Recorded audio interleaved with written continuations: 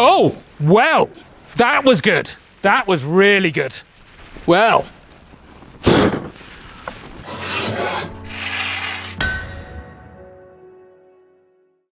Hi, it's Todd from Todd's Workshop. I'm Todd Cutler here, and today I have decided that we are going to look into the mystery of ancient fire arrows. And not only are we going to look into it, we are going to get all the bits and pieces that they might have used to make them. I'm going to work out what works, what doesn't work, and I am going to show you it working. That is my promise to you today. So, fire arrows. Well, they're not just a Hollywood myth. You see them in Hollywood films all the time. But you see them also in the historical texts all the time. There's countless texts that cover them. I've talked about them before, but the Book of the Firework, brilliant, go get it. Recipes, construction methods. The Pyrotechnica by Biringuccio, 16th century text. Recipes, construction methods. Absolutely brilliant. But look at how effective these fire arrows really were. So it's the introduction of the oxidizer that allowed them to even burn underwater, incredibly difficult to extinguish, incredibly fierce and hot flame. They were just awesome. And according to this book here, even by the year 1400, there was a colour coding system for the different kinds of fire arrows that you could have. And this was pretty much a pan-European text. What that means in modern words, as far as I'm concerned, is there was a standardised colour system in 1400 for fire arrows. How cool is that? Anyway, you go back earlier than those, pre-oxidizer days, pre-gunpowder days, and we don't really quite know how they did it. Now, this is another fantastic book, Greek Fire, Poison Arrows and Scorpion Bombs. Loads of recipes, loads of methodology, but there's an awful lot missing, mistranslations, words that we don't really understand. But the point is, it's very difficult to get the stuff in here to work in the way that I think that it should work. And that is why we've got our chemistry set. So, what were they messing about with in the ancient world? Well, if you look at the modern recipes, modern being sort of 1400 onwards, they certainly involve sort of things like sulfuric acid and nitric acid and stuff that I don't really want to get involved in. Oh, before we carry on anyway, do not try this at home. Do not try this anywhere. All right? I know what I'm doing with this stuff. Don't you do it. I've left out the really nasty stuff. Another thing that you get in the modern ones is arsenic. Clearly that's not in any of this. So I've thought about what they would have had in the ancient world that would have been relatively accessible to them. I've had a look at Greek fire, poison arrows and scorpion bombs, gone through that, my knowledge of the period, and this is what we end up with. So sulfur, that is the most chemical of all of this stuff. But it's available from volcanoes. Vulcan, was one of their gods. They knew about sulfur. Then we got beeswax. We got cotton fibre. Again, cotton, you think New World. It's not. It's Egyptian. It's Old World. So cotton fibre, iron filings, rosin, olive oil, pitch, charcoal, light crude oil. Now, for the sake of honesty, my light crude oil is a synthesised one. It's to have the same properties. I couldn't get any of the real crude oil.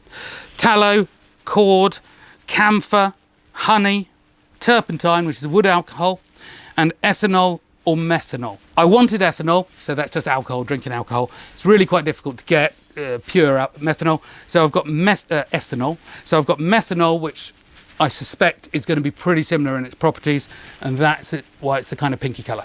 So that's what we're going to be using today. So I'm going to start to utilise these chemicals, these components here, and see what we can do. But what you also have to understand is some of these are a little noxious, like the camphor and the sulfur, so I'm going to be careful with those. The other thing is you have 15 items here. I can't test combinations of all of them. It's, millions, I haven't got the maths for it, but it's going to be millions or tens of millions of combinations. So I'm just going to do what I think works on my knowledge of pyrotechnics going back to my special effects days. So the first thing to do is to understand a little bit about them, how they burn and what they do and what they don't do. So let's start our process, just seeing what we've got. First of all, methanol. Assuming it's much the same as ethanol, lights over torch, lights dead easy, but you can blow it out. Right, next one is turpentine. So this is genuine, not white spirit. So this is wood alcohol. Oh, nice red flame. Lit possibly even easier, smoky. Oh yeah, that's working. Okay. Turpentine. Wasn't expecting that. That's working really well. That one's honey. Well, I'm not even going to bother lighting that. I'm going to use that as a binder if we use it at all. And the sugar in it, when the water burns off, is going to be good. So we've got ourselves a little bit of camphor here. Okay, so it burns nice and easy. goes out nice and easy too. Bit of light crude. Let's see what that does. Okay, not so easy to light. It's all right. Not vastly exciting. Very easy to blow out. Pitch, always interesting. Okay, so it doesn't light easy. Okay, it's lit now. It's sort of wicking off the wood a little. Okay, not that exciting. It's a good fuel. It's really fuel dense. So if you can get it to go, it's great. We're going to try a bit of beeswax in exchange, and I'm going to do it slightly differently this time actually. I'm just going to wick it on this fabric. Yeah. Again, not that exciting, but it is going really fluid. It's running a lot. Cotton fibre, this is interesting stuff. Don't know if any of you kids lit cotton fibre when you were young and it just sort of stays smouldering.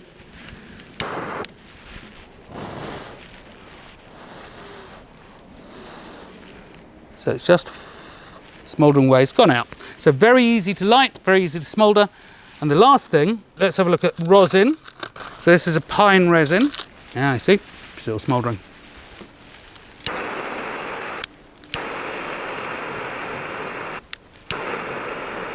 Oh, and that goes quite runny as well, actually. So rosin they use a lot for waterproofing of fire charges, and it burns, but you know, not that exciting. And then we're going to try sulfur.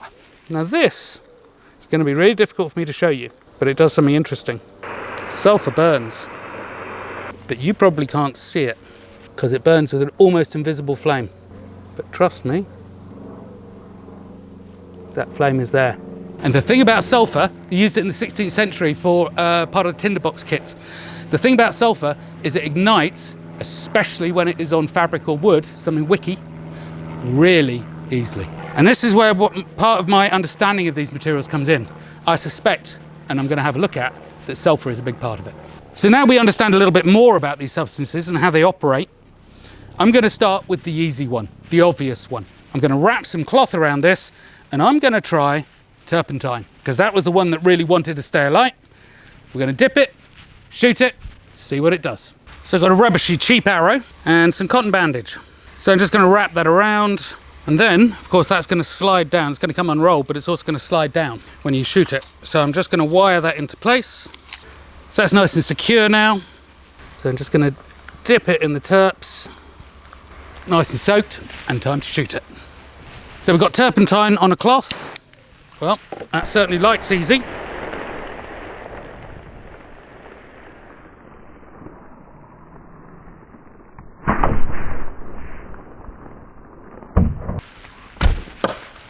So actually, if we look back at that footage, I'll explain what's happening because it didn't work. So putting an inflammable liquid on a pad, a cloth, a wick, is the obvious thing to do. But what happens is it burns. But it's not burning the fabric. It's heating up and it's burning the vapor of the fuel. So it's not actually burning the fabric itself, it's burning sort of gas cloud around the fabric. Fabric doesn't even really have a chance to turn into an ember. But the thing is, because the fluid is actually wet, even if it did turn into an ember, the gas is easy to light, but the fluid itself is not necessarily. So it puts the ember out. And what happens when you shoot it is you've got a big burn. Brilliant. But as soon as it starts rushing through the air, that flame front, the bit that's burning on the surface, is pushed further and further back by the airflow until it reaches here and there's no more fuel to light. And if I blow that out now, you'll see that basically there's nothing smouldering. So you can see smoke is just what's left over, but there's no part of that fabric which is smouldering. There's nothing to set the thing back on fire again on landing. Let's try some ethanol. Lighting up. Yeah, nearly invisible flame. Just one of the features of methanol, ethanol, isopropanol. Well, it bounced out. And again, it went out. So basically, methanol, ethanol, turpentine, no good. Let's try the next. So really from that, I can conclude that liquid fuels on their own certainly don't work. Now, I didn't even bother trying the light crude because it just wasn't as volatile. So now I've got some pitch. Now, you often hear fire arrows that people go, oh, you just wrap a bit of pitch around it. Well, let's find out. Now, I'm not even going to bother just trying to light pitch on its own, because it likes to have something to wick, something to hold it and to create a surface that it can burn from. So I'm just going to wrap a bit of bandage around it again. So let's get that burning as best we can. Okay, I don't think there's any point in shooting that. Maybe as an ingredient with other stuff on its own? Absolutely not. Even with something to burn from, the cotton fabric. Nothing's going on there. Oh, tiny, oh, look, there's tiny. Well, let's shoot the thing anyway. It's going to make a nice big splat at the other end, see what it does. Right, as predicted, nothing at all. Yeah. And wait for that to cool before I take that. So what I'm thinking there is a wet fuel. Everything that I can think that they would have had that's, you know, volatile doesn't work, blows out on launch. If we combine wet materials and dry materials, well, actually, you know what? Let's try that. So a bit of charcoal and a bit of spirits as well. Try and get some heat in the charcoal. Hopefully that will then lift the spirits up when it lands at the other end.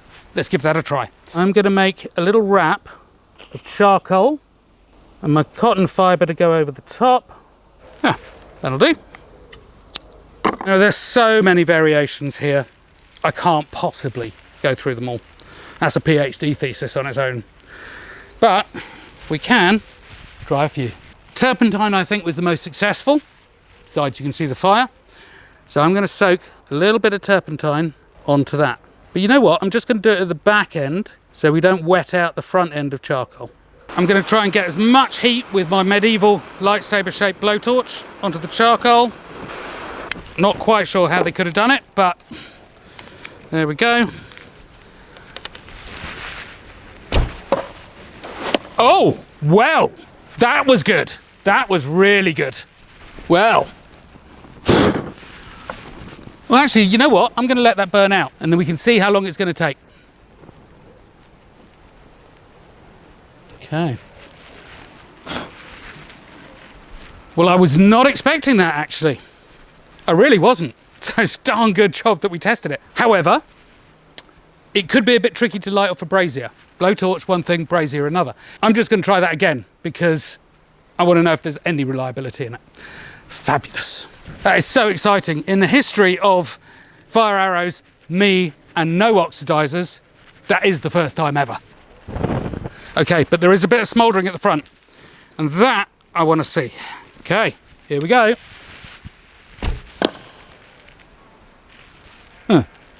Reliability issues. Let's try one more.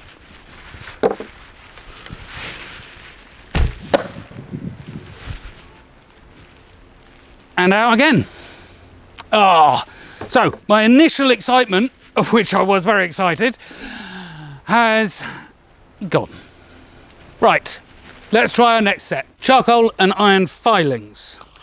The iron, because it oxidizes with the heat and will stay hot for a while. I had success with that one turpentine, so I'm going to go for a bit more terps. See what that does. Out again. Well, let's recap where we are. I tried liquid fuels, alcohol, turpentine. They go out on launch. I mixed them with some dry fuel as well. I had one success, but then a whole series of failures. I tried dry fuel on its own. Didn't really work either. Nothing is shouting at me as being reliable and a good direction to follow. Because with anything like this, I can't try everything. So I've got to see what's talking to me, what's telling me that this is something to look at. So I'm going to change direction slightly and I'm going to look at sulfur. Because sulfur does something very special. Come and have a look at this. So I've got a piece of charcoal here. Going to get an ember on it. Now, if I try and light the plain end of this bit of wood, it's not enough heat energy. It's not doing anything. But the other end, it's got a little bit of sulfur on it. And I have the tiniest little flame, and you can transfer it to something bigger. It lights very easy. So we've seen that sulfur doesn't burn fiercely, but it does burn easily. It ignites easily. And we can use that, I think. So I'm going for a dry mix again, not a wet mix. And I've got some charcoal here, which I have dusted in honey and sulfur. The honey is there just as a binder. So I'm going to put that in and we're going to try and ignite that and see what it does. So we're just going to wrap it in the same way as before. Now with luck, there'll be enough smouldering on the charcoal that it will reignite the sulfur when it lands. So you can immediately see the sulfur go. It's got a very particular look and smell. So we've got some smouldering there, bit of smoke you can see.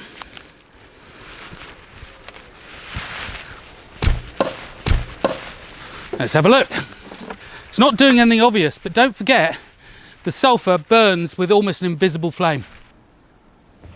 Nothing. Right.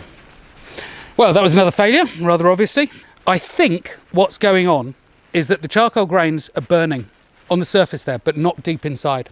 So when it smacks the board, they just get rammed into the board, basically fragmented, made into dust, and that's no good for keeping a burn. You want it like a body of ember. Also, I suppose it's excluding the oxygen because it's got no oxidizer in it. It needs the oxygen to burn. But either way, this is going out. And I think what we need is a bigger, more substantial ember in the middle. Now, we could make the ember with charcoal. And we would have an ember that we could bind on, put in a cage, whatever. But it's not a very exciting fire. It's a very local thing. I want something a little bit bigger, something with flames. So I'm going to try a slightly different approach now. And we're going to have a look at building a big fat ember in there using cotton fibre. So have a look at this. It's got a big wodge of cotton fibre here. And I'm just going to wrap that around. Now I'd like a little bit of airflow through this, I think, to try and maintain that smoulder. And now let's have a look what this does. Let's get a blowtorch in there. You have a fairly sustained and hot ember. That's getting interesting. This time, just out of interest, we're going for raw cotton fibre and nothing else. Just want to see if we can get ourselves a smoulder at the other end.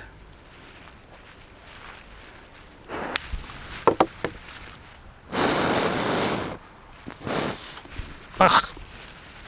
Right, let's see what that does. Ah, I can see it's still smoking. Yes. So what we've got now is pretty easy to see is an ember. And if that ember is there, there's going to be enough to light sulfur. So it's time to make a sulfur bandage and try one for real.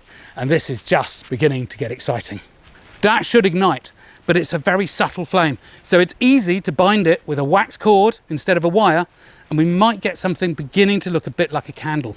And what I could also try actually, sorry, just thought of that, is I'm going to put some waxed cotton at the back here, away from the ember, because I don't want it to melt and for the liquid wax to put that out. And I'm going to try that because I think we've got something with promise there.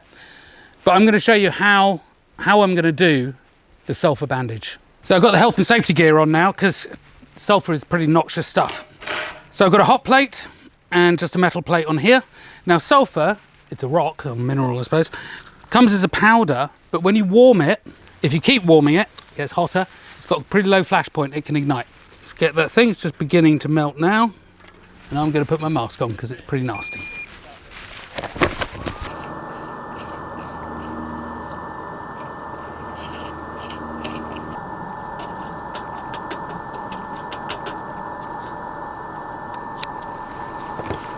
So what we've got now is a bit of bandage with some sulfur on it. I do not want a massive thick coating of sulfur. You want it thin and flimsy. So what I'm going to do first is just take some cotton fibre that I've soaked in wax. So I'm going to put this at the back, and this is going to act, in theory, like a bit of a fuel source. So hopefully the ember will light that. And then again, I have some waxed string. So here's our theory. Should look something like that. Right, let's go see what it does. I've got high hopes. Ooh, there's a little tiny bit of smouldering. Okay, let's pull that. So looking back at the slow-mo, something really interesting happened. Is I shot it, this of course has mass, not particularly well attached to the shaft. It slid back, it did that, it landed on impact, it rammed forward, and it just stuffed the whole thing against the board. Now that's made me think two things. One, I need to really make sure it doesn't slide back. And the other is I'm thinking, let's stop it slamming into the board. That would be really helpful. So I need to fix it hard onto the shaft, and I need a little distance here so that it doesn't ram into the board.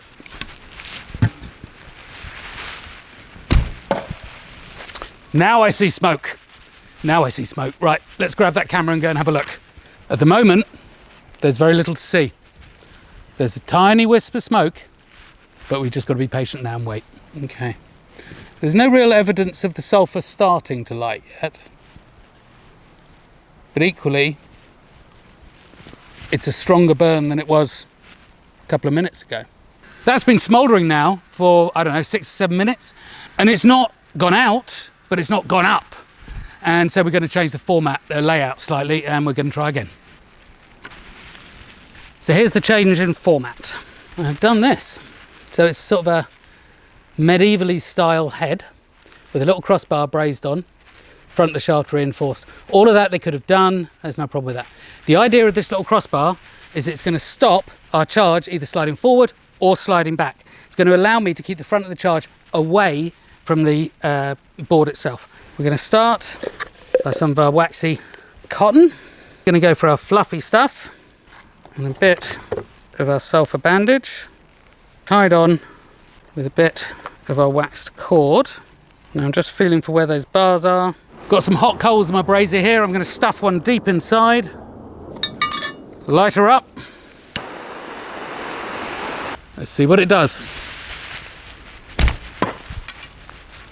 Other than break. Oh, I can't see any smoke. Let's go have a look. Okay, there's a little wisp, and a little wisp is all we need. Annoyingly, the head slid forward again, so I've got to think how I bind it a bit better. But what I do know, you can see from this here, the whole thing slid forward. I've got to stop that, so I'm going to have another go. So this time, exactly the same format as before, but I've got a very thin wire that just goes over the front and down to the little bars at the back. Hopefully that will stop the whole thing ramming forward. Let's give it a go. Okay. Still got smoke. Let's go and have a look. Okay, well the good news is that the charge has not rammed forward and slammed against the wood. It's still smoking a little bit. Currently, not doing very much. 8 minutes in, still smouldering, not burning. Now I wonder, I wrapped it with a waxy string. Now as the string gets hot, the wax melts and then creates a liquid which tends to put out embers because it's not volatile enough.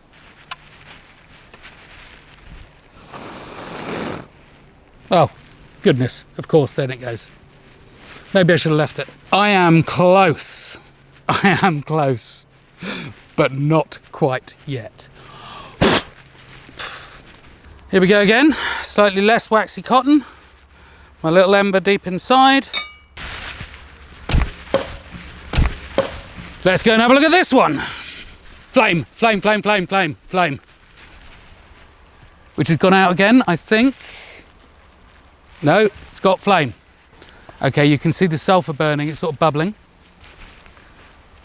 Okay, so the burn is now coming to the back where the waxy cotton is. That's it!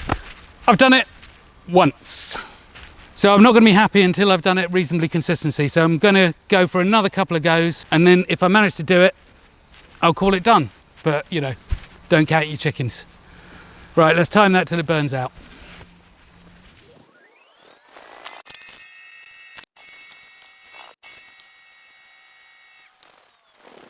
And there we go. So that was about 5 minutes of burn time, which is actually a really good result. But it's only a good result if I can repeat it. Stuff that deep inside. Okay, the sulfur is going now. So it should start to burn the wax on the string, and then hopefully it will go back and keep burning until it hits the chunk of wax and fibre at the back. We'll just watch that for a little bit more, and then we'll try a third. Okay, so let's pull that, and we'll 2 out of 2. Oh. looking promising.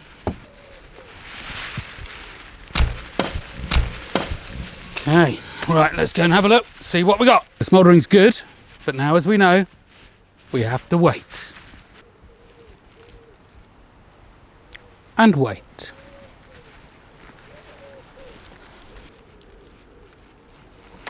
Again, you can see the sulfur discolouring because it goes a sort of from the very light sulfur yellow, it goes a more sort of caramel yellow brown, and that's melting. Aha! And we have flame. We have flame. That took about 10 minutes from shooting to actually being in fire. From the dramatic Hollywood point of view, total rubbish. But interestingly, from a strategic point of view, that's probably really good. So if you see fire arrows coming in and they land, if they're burning like the modern ones, the post-1400 ones, you can see exactly where they are, clouds of smoke, big fire and all that. These ones, they go, you rush into the building, where are they gone? Nothing in here. 10 minutes later, that happens. That is really interesting. I think it's time to conclude, because I'm going to call that a success. Fire arrows of the ancients. I am not saying that this is how they did it, but I am saying that they could have done. Does it work? Yes, absolutely it works. Straightforward? Yes. Got to be patient? Yes. So fire arrows of the ancients, the Greeks, the Romans, the pre-1400 Europeans, could they have done it like this? Absolutely they could. Have I solved the mystery? No, I can't promise you that. But I can promise you that they could have done it like this. Simple, straightforward, easily available materials, relatively efficient, relatively reliable. But anyway, I hope you've enjoyed this film. And if you have, then don't forget we've got the Todd Cutler channel as well, which is sort of more niche content films, also history related. And then we've got our websites, 2 of them, absolutely chock full of stuff that if you like this, you are going to be really interested in that. And then the last thing to say, of course, is the Patreon page. If you want to support us that way, it's really helpful too. So, fire arrows of the ancients. They work. They were real. See ya.